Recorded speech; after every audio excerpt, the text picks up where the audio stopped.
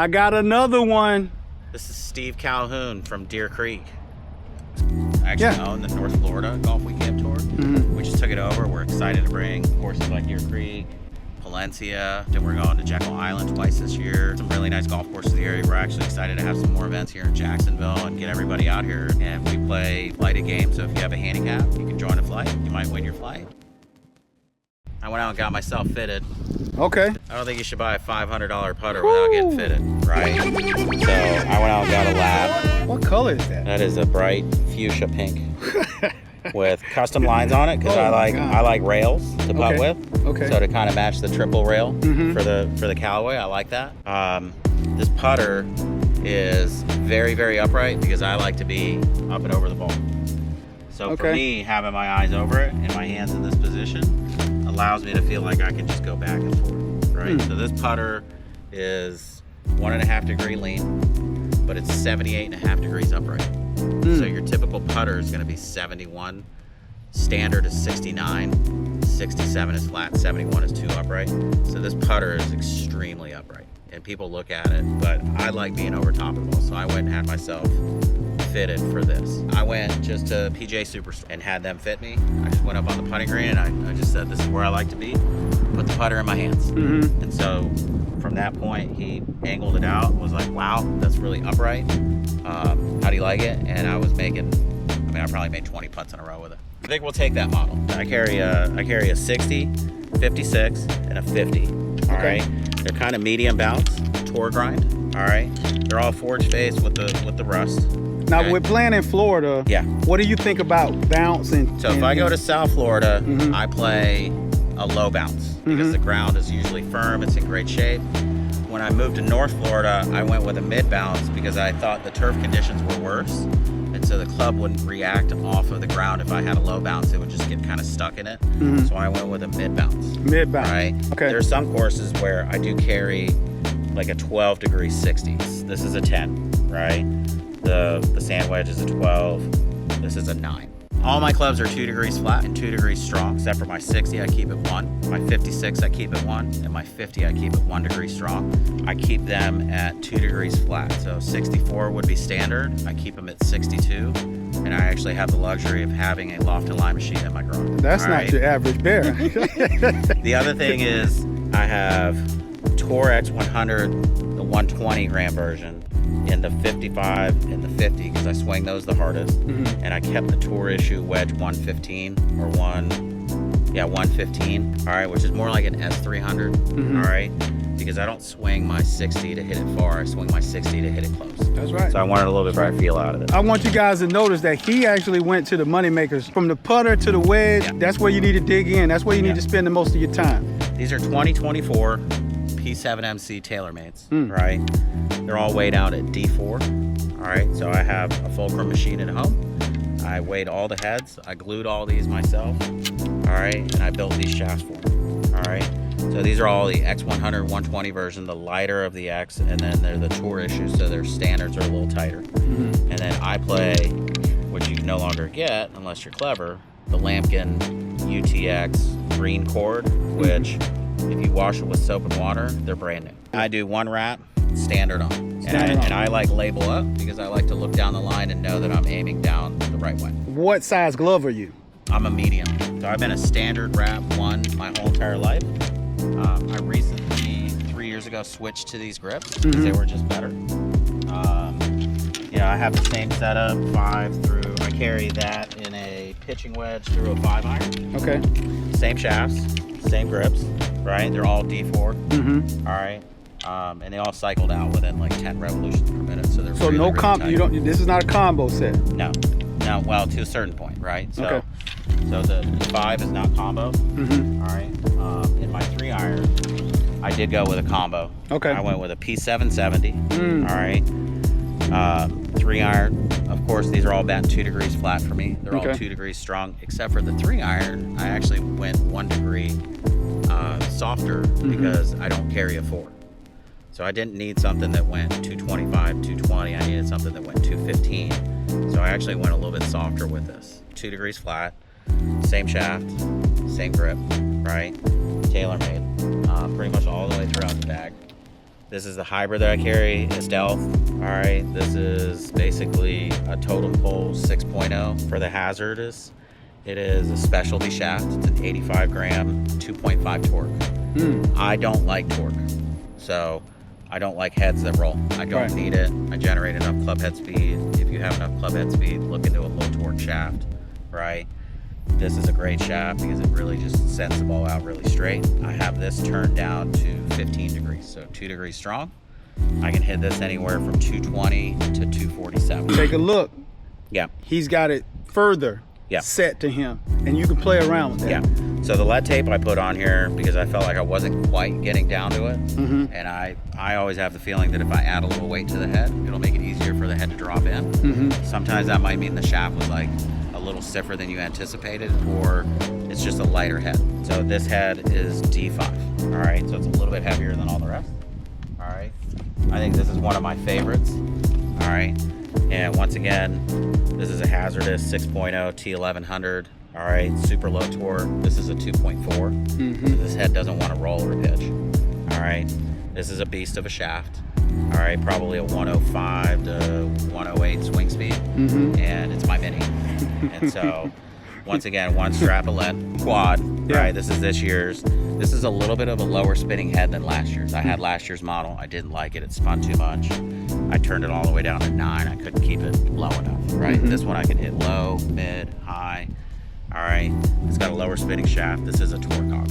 All right, so this is a TP tip. So it'll let you do a little bit more, and it'll sit a little bit different, like a little bit lower and flatter, right? What are your progressions that you walk through to say, hey man, I need to make an adjustment? So if I get up and I'm hitting a club, and I don't feel like I'm getting down to it or puring it, all right, then I'm gonna look at head weight, all right, because I know the shaft fits me, all right? So if I feel like I can put a little bit of lead tape, say if I'm hooking it, all right, I'll put lead tape on the toe. If I'm cutting it too much, I'll throw a little lead tape on the heel. If I'm spinning it too much, I can put lead tape here, but this has ports where I would go heavier weights in front for lower spin, lighter weights in back for lower flight too, right? Opposite. If I wanted to hit it higher, heavier weights back here, lighter up front, more spin, more carry, right? I don't have that issue. So I like low spin everything, and I like to attack the ball. Even with this, I don't hit it off the deck like a regular 3-wood. I go down and get it. I'm gonna pinch it into the turf and send it. I like to compress my woods, always have, and that's why I don't like 3-woods. Right. So the fatter face for me allows me to go down after it and not feel like I'm gonna crown it. And I don't like hitting 3-woods off of tees because then I feel like I'm gonna crown it. And this thing is a great thing because I can cut it 240, I can hit it great 250, and I can smash it 270. And this is my only one that's kind of a unicorn in the bag, and it's just something that I like, right? So Callaway probably makes the lowest spinning head out there. All right, and I tend to hit up on it, and with my speed and technique, I put more spin on the ball. So I need a lower spin head, all right, with a heavier weight even in front. So the face is less spinny, the weight's in front. I can launch it as high as I want to, or hit it as low as I want to. If I have the lighter weight in back, I don't have any adjustments on this because I'm hitting it great at the time. The only thing is I did go get fitted for this shaft. I didn't think that I was going to be able to swing an X again, but now they make a 5X for guys that are in the 45 to 52 range, where you can still hit it, but you can't go macho on every swing. I can go general fairway finder, 270 to 285. I can go hit it really well, 290, 295, and I can go downwind, downhill, par 5, widest fairway you've ever seen, 320. Okay. I'm going to swing as hard as I can. I'm probably going to come out with a little bit of a push.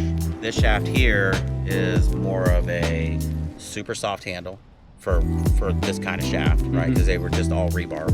So this is a softer handle, a stiff plus in here, and a stiff plus in the tip with a low torque. So not a big turning head, and it's a low flight shaft. I can get numbers, and I have a Garmin, right? And I can probably borrow a TrackMan if I want to. But visually, there's nothing that beats being out on a golf course and seeing how the ball flies in outside, temperatures and not hitting range balls, right? So range balls are spinnier, they're less compression. Sonically, can you hear the sound of a good shot versus? Yeah, so when you hit a good shot, it sounds like a crack, all right? And then not only that, but if you're in the right spot, so if you're 2 yards in front of me, you can hear it sizzle. And what it's actually doing is cutting through the air, right? And so that's compression and speed. That's that bacon in the morning, Yeah, baby. it's bacon in the morning. And my thing is like what I like about this driver setup is if it's into the wind, I can tee it low and hit it mid, and it expects to roll out. I can hit it 270 into the wind. If it's not windy and I don't need to fly it anywhere, I can hit kind of a mid-penetrating flight. Let it out there. If I'm downwind and I need to go over a corner, we're talking about like pine trees that are about that high. The tee 200 yards out, I can get it over. I just set up, lean a little bit further back, maybe play the ball further up front, hold on for dear life, and hit up at it and try and block. I do a lot of training. I always hit balls with a stick. So, I don't ever hit on the range without. This is a gym. Yeah. How much did you pay for this? I bought that for $3.99. Where'd you get it from? Home Depot. That's right. I have trained in the past with one here, and then I stick one in there. What I would do is match this one, right, almost to the shaft, maybe a little bit lower. And that way when I'm hitting, I make sure I'm here and not there. Turn it inside. And then when I get it to the top, I want to make sure I'm there. I'm close to it, but I'm not. And then having to throw. In my playing days, 300 to 600 golf balls. A lot of wedges, but I always had this set. If I go bad, I can always bring this back out. In the worst of what you do, you're coming too far inside, you may get stuck behind. Yeah. Okay. Yeah, if you bring it in and drop it, people tell you to drop it, you come in here and you're gonna hit it way out. Or you flip it and now you're gonna hit a duck. Tell us a little bit about your golf ball journey. When did you start? So I started when I was 4. Okay. I won my first golf tournament when I was 8. I won a ton of tournaments as a junior growing up in Palm Beach County. Played high school golf down there all 4 years. I went to college and played 2 years. They did away with funding for the golf team, so I turned pro at 20. I played professionally from when I was 21 until 45, which was COVID. Like 44. COVID kind of knocked everything out of there. There just wasn't anything to play on. I won a lot of pro-ams down in West Palm. I won some professional events. I'm now in the amateur side of it. So I play amateur golf on GolfWeek Camp Tour. I actually own the North Florida GolfWeek Camp Tour. We just took it over. We're excited. We're excited to bring courses like Deer Creek, Palencia, Northampton. We're going to Jekyll Island twice this year. Just some really nice golf courses in the area. We're actually excited to have some more events here in Jacksonville and get everybody out here. And we play flighted games. So if you have a handicap, you can join a flight. You might win your flight. You might win a skin. You might win it closest to the pin. You might go home with one of our crazy skins that we gave out last year that was $810. That's a good day. That's amazing. To start, like a USGA index, and then based upon that, we put you in a flight. So we have champ, which is stroke play everything out, right? If we make a quad, a triple, that's because we're not playing real good that day. Anything in A flight, B flight, C flight, D flight, it's a triple match. Do move tees, right? So champ flight's gonna play all the way back. A flight's gonna play a mixture of one up and back, and then B flight's gonna play kind of where A played the whole entire time, one tee up. C flight's going to be kind of back and forth, and D flight's going to be not on the forward, but towards the front. So everything's yardage based as well. Yeah, so we do handicap and yardage based, and we like to play private golf courses. At the end of the year, we go to Hilton Head for fun. Be a member is I think $95 right now if you join up into I think Christmas or December or something like that. And then we go up $10 to $105, and then $115 towards the end of it. We're having a Monday event, January 19th, MLK. It's going to be I think $150. Play a private golf course, and then $30 for skins, so $180 all in. And we have, I think we're gonna have 14 events this year. Beautiful. We have a regional. If you ever wanted to go play cabin, it's on my schedule. Yeah. Both of them on there. We got a regional there. I think it's $590 all in. Don't have to stay there. 2 days stroke play event. All the flights are invited. We got one at Hammock Beach. That's not mine, but it's part of our tours. We got one at PGA Port St. Lucie. Got the Icebreaker coming up in January, the 8th through the 10th. That's going to be in Harbortown. So if you ever wanted to go play Harbortown, it's $590 as well. I mean, some great golf courses that are iconic. Okay. Yeah. We'll put a link in the description so you guys can get more information and sign up. I'm going to be there. Steve's going to be there. Let's have some fun. Yeah. Enjoyed it. Thanks. All right. Yeah. Good. Okay.